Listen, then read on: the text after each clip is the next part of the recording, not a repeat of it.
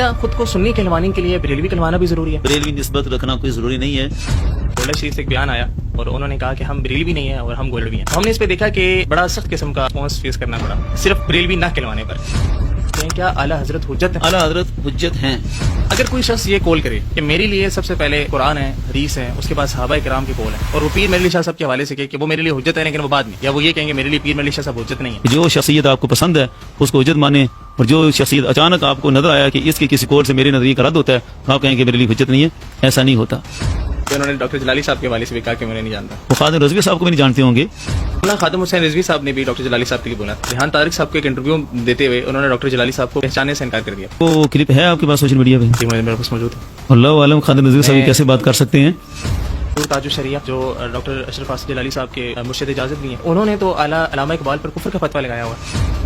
تاج الشریعہ نے کفر کا قول کیا ان کے اشعار پر، شخصیت پر کوئی حکم نہیں ہے. میرے کسی کول پر کفر کا فتویٰ ہو تو وہ ایک قسم کا میرے کول پر ہے تو مطلب مجھ پر ہی فتویٰ ہے نا کفر کا.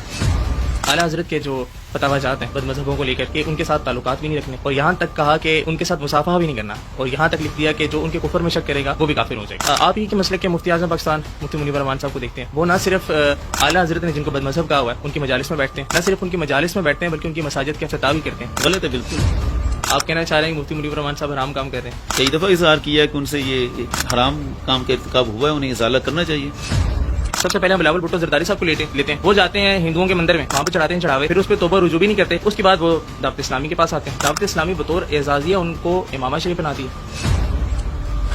اسی طرح مراد شاہ صاحب نظریات عقیدے ان کے کسی سے ٹکے چھپے نہیں ہیں. ابھی 9-10 محرم گزرا، آپ نے دیکھا وہ کہاں کھڑے. اسی طرح کمران ٹسوری صاحب، وہ ایک شخص تھا عقیل غرابی کلبند، اس کے حوالے سے آتا ہے کہ اس نے صحابہ کرام کی توہین کی تھی. کمران ٹسوری صاحب ان کو اسپیشل پروٹوکول دے کے ہیلی کاپٹر میں بلاتے ہیں. دعوت اسلامی ان تمام تر امور کے بعد فکر رضا کے پاسبان رہتی ہے. ضرورت حاجت کے تحت کئی چیزیں ہوتی ہیں کہ جو ویسے تو اس کی گنجائش نہیں ہوتی، لیکن ضرورت حاجت میں پھر بھی کوئی نہ کوئی گنجائش نکل آتی ہے. امامہ پہنانا یہ کون سی ضرورت تھی؟ ہم نے آج تک دعوت اسلامی کے مدنی چینل سے نہ تو ممتاز حسین قادری کے جنازے کی خبر سنی، نہ تو آسیہ کیس کے حوالے سے بات سنی، اور نہ ہی ہم نے مبارک ثانی کیس پر کوئی گفتگو کی. مدینہ شریف وہاں پہ ابھی حالیہ دنوں میں جو عرس ہوا حضور نور العارفین کی قیادت میں، اور آپ کی طرف سے علامہ شاہد عمران جلالی صاحب آپ کی نمائندگی کرنے بھی وہاں پہ گئے. ان کا بھی دعویٰ یہ ہے، آپ کا دعویٰ بھی یہ ہے کہ فکر رضا پر سب کچھ ہو، لیکن اسی اسٹیج پر جن کو اعلیٰ حضرت بد مذہب کہتے ہیں وہی آگے تقریر کر کے گئے صفا صحابہ کے معاویہ اعظم صاحب. انہوں نے کہہ دیا کہ ہم نے سخت پابند کیا ہے. کام علی اعلان کیا جاتا ہے، توبہ آپ کے تمام تر پسندیدہ بندے خاموشی انداز سے کیوں کرتے ہیں؟ وہ علی اعلان توبہ کیوں نہیں کرتے کہ ہم نے اپنے اسٹیج پہ فلاں شخص کو بلا لیا جو اعلیٰ حضرت کی فکر کے مخالف تھا، آپ ان کے اس عمل کو غلط کہتے ہیں؟ وہ عمل غلط تھا. ڈاکٹر اشرف آصف جلالی صاحب کے ساتھ پچھلے دنوں میں نے شخصیت کی ملاقات دیکھی، سید غلام رسول قاسمی صاحب. یہ غلام رسول قاسمی صاحب ہیں جو ائمہ اہل بیت کے حوالے سے موقف یہ رکھتے ہیں، یہ رافضیوں کے امام. حالانکہ اعلیٰ حضرت نے اور باقی جو ہمارے بڑے ائمہ ہیں انہوں نے کہا کہ یہ ائمہ اہل بیت اہل سنت کے امام ہیں. اہل سنت سب ائمہ کو مانتے ہیں، 12 کو بھی مانتے ہیں، امام حسن کی نسل کو بھی سب کو مانتے ہیں. ابھی حالیہ دنوں میں ان کی ایک اور بات آئی، انہوں نے کہا کہ یہ جو مراتب بیان کیے جاتے ہیں حضرت امیر معاویہ اور حضرت علی کے، ایک نکمی سی بات ہے. ان کا یہ جملہ ڈاکٹر اشرف آصف جلالی صاحب انہوں نے بیان دیا کہ یزید پر شخصی لعنت جائز نہیں. کیا ایسے ہی ہے کہ شخصی لعنت سے ہمیں شریعت نے روکا ہوا جب تک کسی کے کفر پر مرنے کا یقین کامل نہ ہو. راولپنڈی سے تعلق رکھنے والے مفتی حنیف قریشی صاحب اپنی تقریر کے اندر عمر بن سعد کی جگہ عمر بن عاص کا نام لیتے ہیں، اور اسی رات انہوں نے اس پہ توبہ رجوع بھی ریکارڈ کروا دیا. اگلے روز آپ لوگ لاہور پریس کلب کے باہر احتجاج کریں، اور آپ کی جو نمائندہ شخصیت شاہد عمران جلالی صاحب وہ پریس کلب کے باہر حنیف قریشی صاحب کا نام لے کے ان کو ملعون کریں. ابھی آپ کہہ رہے ہیں نام لے کے شخصی لعنت جائز نہیں ہے، لیکن حنیف قریشی پر شخصی لعنت جائز ہے. جو بھی صحابہ پر لعنت کرتا ہے، صحابہ کے بارے میں جو اس کی زبان بار بار پھسلتی ہے، وہ تو لعنت کا مستحق ہے. جس نے آل رسول کو کاٹ دیا وہ لعنت کا مستحق نہیں ہے. تو نام لے کے لعنت نہیں کرتے، حنیف قریشی کا نام لے کر یقینی ابھی نہیں ہے، اس کو تنبیہ کرتے ہیں کہ باز آ جا. یزید کا نام لے کے نہیں کرنی چاہیے. تو ایسا نہیں ہے، آپ نے بھی خود کہا طریقے لبیک سے جو آپ کی راہیں جدا ہوئی ہیں، کیا وجہ ہے؟ دیکھیں جی، مولانا خادم حسین رضوی صاحب میرے مجاہدین رحمۃ اللہ تعالی علیہ فوت ہو گئے. خدا بخشے، بہت سی خوبیاں تھیں جانے والے میں. اس پہ آپ نے ان پہ کفر کے فتوے بھی لگائے اگر بہت خوبیاں تھیں. قاضی صاحب کی رہائی کے لیے ڈاکٹر جلالی صاحب نے اور آپ کے ادارے نے کیا کردار ادا کیا؟ قاضی صاحب کی رہائی کے لیے فکری طور پر، نظریاتی طور پر، اور سمجھیں کہ دلائل کی روشنی میں اور عملی میدان سارا کردار جلالی صاحب ادا کرتے رہے. آپ کے مخالفین تو کہتے ہیں کہ آپ لوگوں نے اپنے ادارے میں ایک میٹنگ بھی نہیں کروائی. پنڈی کا اس زمانے میں بیان کریں کہ کون سا مقرر تھا جو فرنٹ پہ آیا تھا. یہ قریشی صاحب کی تقریر سن گئی، پھر ان کا حلف نامہ بھی بعد میں آ گیا تھا فرنٹ پہ. الزام یہ لگایا جا رہا ہو تو ممتاز قادری کو تم نے باقاعدہ ٹریننگ دی ہے اس بندے کو مارنا ہے، تو اس پہ تو ظاہر بات ہے ہر بندہ کہ یار میں اس کو جانتا ہی ہوں. دوبارہ ممتاز قادری تحریک میں کبھی نظر بھی نہیں آیا. ممتاز قادری کے کیسز کہاں چلتے تھے سارے؟ اسلام آباد بھی چلے، ادھر ہی چلے. آپ لوگ کتنی پیشوں میں پیش ہوئے وہاں پہ؟ دیکھیں وہ پیشوں میں ہمارے وکلا وہ سارا مرکزی کردار ادا کرتے رہے. مفتی حنیف قریشی صاحب سے زیادہ کریڈٹ ہے جن کا وہ مرید تھا. انہوں نے تو آن کرنے سے انکار کر دیا تھا نا. हनीफ कुरैशी साहब की जो चीफ जस्टिस के साथ जो तकरार हुई और उनको वहाँ पे उन्होंने अच्छा खासा जवाब दिया, उनके इस अमल को सराहते हैं आप? ठीक है, उन्होंने किया होगा। एक इल्जाम लगाया जाता है हनीफ कुरैशी साहब पर कि इनको ईरान फंडिंग करता है, आप इस इल्जाम को कैसे देखते हैं? उसके जो काम है ना, उन कामों की बुनियाद पर मुराद जरूर मिलती हैं। मैं अगर आपको ये कहूँ कि आपने जो ये कहा है कि हनीफ कुरैशी जो काम कर रहा है उसको इस पे ईरान से मराद जरूर मिलती है, आप इस अपने कॉल पर 3 तलाकें उठा सकते हैं?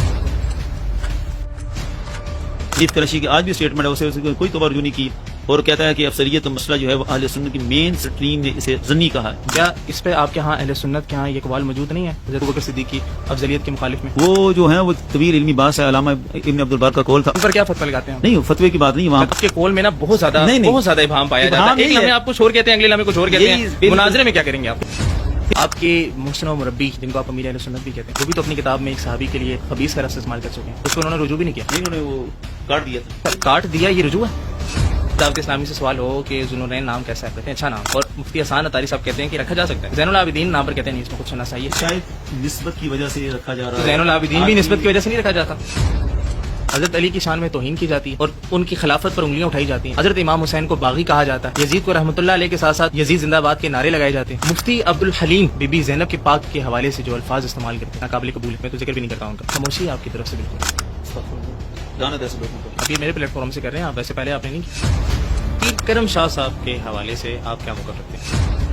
सर मैंने आपके एक बयान सुना जिस बयान में आप ये जिक्र कर रहे थे कि बाग़ी फदक के हवाले से अहले सुन्नत की 3 नाराएं हैं। जी बिल्कुल, मैंने कहा। जलाली साहब का एक बयान जिसमें उन्होंने ये बात कही कि जो मेरे मौक़िफ़ की तायद नहीं करता या मेरे मौक़िफ़ पर नहीं आता वो राफ़ज़ी है, वो राफ़ज़ियों की तरफदारी कर रहा है। आप कह रहे हैं अहले सुन्नत की 3 मौक़िफ़ हैं, जलाली साहब कह रहे हैं एक ही मौक़िफ़ है और उस मौक़िफ़ पे खड़े हैं। का इज्तिहादी तस्लीम किए बगैर आप इस दावे को रद्द नहीं कर सकते। आप लोग इस बात को मानते हैं कि ये लफ्ज़ ख़ता सख्त अल्फाज हैं? जलाली साहब इसको मानते हैं ये सख्त अल्फाज हैं? सख्त अल्फाज किन के लिए हैं? जिन पर ज़रूरत पड़ी है। कि रवाफिज का रद्द करते वक्त हम सईदा पाक के लिए सख्त अल्फाज बोल रहे हैं, क्या आप किसी सुन्नी को इस चीज की इजाजत देंगे कि कल का नाम वो किसी नासपी को जवाब देते वक्त कबायर सहाबा के लिए सख्त अल्फाज इस्तेमाल करे? क्या आप किसी मुसलमान को इस चीज की इजाजत देंगे कि कल का नाम वो किसी ईसाई को जवाब देते हुए हजरत ईसा अलैहि सलाम के लिए सख्त अल्फाज इस्तेमाल करे? ये अल्फाज आप तस्वीर शिया माबैन सुन्नी से दिखाते क्यों नहीं कि पीर मेरे शाह साहब ने वहाँ पे लिखा हो कि वो मांग रही थी खिताब? किताब से नहीं बयान की, किताब की तशरीह में बयान की। किताब की तशरीह इन्होंने खुद से की है। हर बार जो किताब में पीर साहब का मौक़िफ़ था उसको खोल के बयान किया। नहीं, खोल के मौक़िफ़ पीर साहब ने खुद नहीं बयान किया था, आपने खोल के मौक़िफ़ बयान हाँ, किया। खोल के बयान मतलब किया। आप इस चीज को मानते हैं कि पीर साहब ने सईदा पाक के लिए वहाँ पे खता के लफ्ज़ नहीं बोला?